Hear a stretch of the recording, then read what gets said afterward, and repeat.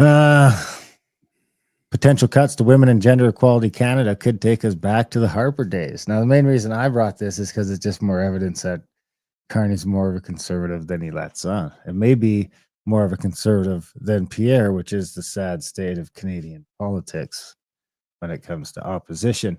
On April 28th, women voters delivered a major victory for the Liberal Party, turning around the electoral fortunes of a party that had been trailing its major opponent by 25 points in the year leading up to the election. I was thinking about that today. I'm like, sometimes I can't believe that we're in this spot again. The Liberals succeeded despite only a cursory discussion of gender equality in the Liberal platform, as the Liberals forcefully sought to distance themselves from the Trudeau record. And despite the removal of Minister for Women and Gender Equality, WAGE, from cabinet in March when Mark Carney was elected Liberal leader, a decision that he walked back after the general election in the face of protest. Questions continue to linger about the new government's commitment to gender equality. What's the status of the National Action Plan to End Gender-Based Violence? Where's the new Employment Equity Act? What's being done to bolster the capacity of gender equality organizations confronting an increasingly violent anti-feminist backlash? Have you heard about this increasingly violent anti-feminist backlash? Full of hate words? The answer is not much. Online hate words? I mean, what is this violence? Something tells me they're not going to tell us. The answer is not much, according to the new 2025-26 departmental plan. In fact, with the conclusion of current funding programs, Wage Canada's budget is set to decline by a whopping 80% between 24-25 and 27-28, a much larger cut than the 15% identified in the new finance minister's campaign. So here's how much money they've been dumping into the Women and Gender Equality Canada. So this is in millions of dollars. 1450, you're 39 million, 38 million, 45 million. By 2019-2020 budget, you're up to 138 million. And by 2025-26, you're up to a $400 million, almost $500 million.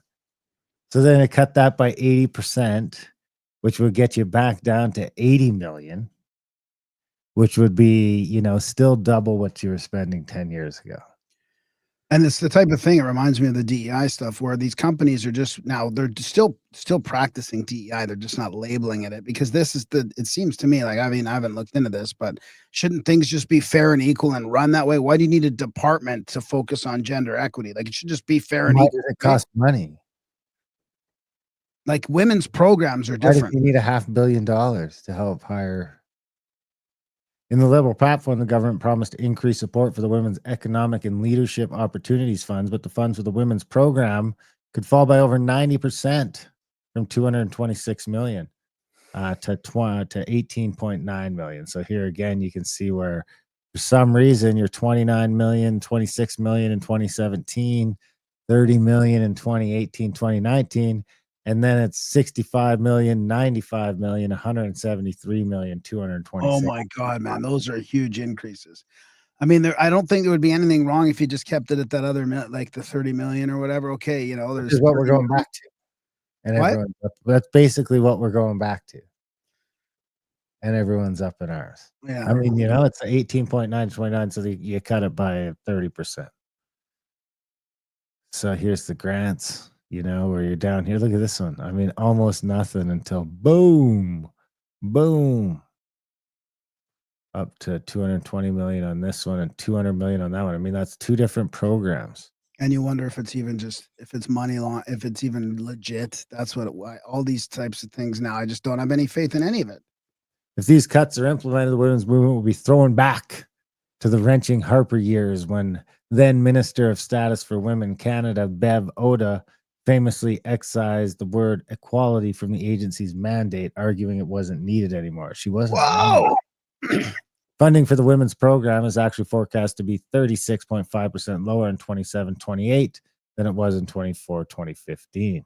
See, she was saying they won. They've got their equality now. We can end the slush programs.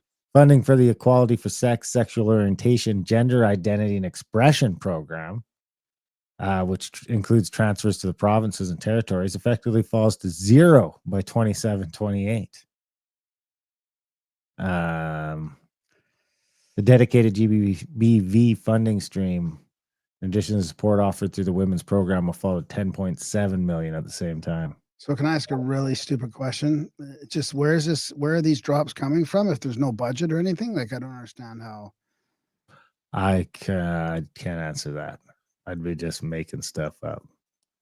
So here again, you have your gender equality, advancing gender equality programs, and your SWC wage budget. 2015. These things are down at 0.01% as a percentage of federal budget, percentage of total federal spending. 2415, 2416, you're at 0.01%, and then you get up to 0.08. So almost 0.1, almost 1/100th of the budget to this crap by this year.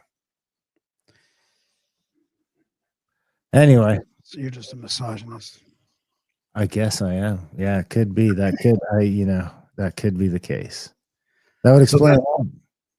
So that's your title? Yeah, they seem to, but it's not, it's a little misleading because they're not actually, will this result in less women getting hired? I don't know. Why do they need $500 million to help hire women? Is it They just don't like they don't need them? But they don't need them, but they need an extra 3,000 women just to hit the numbers. So they just just hire them. Just we need money to pay these women so we could say we're doing it. I don't know.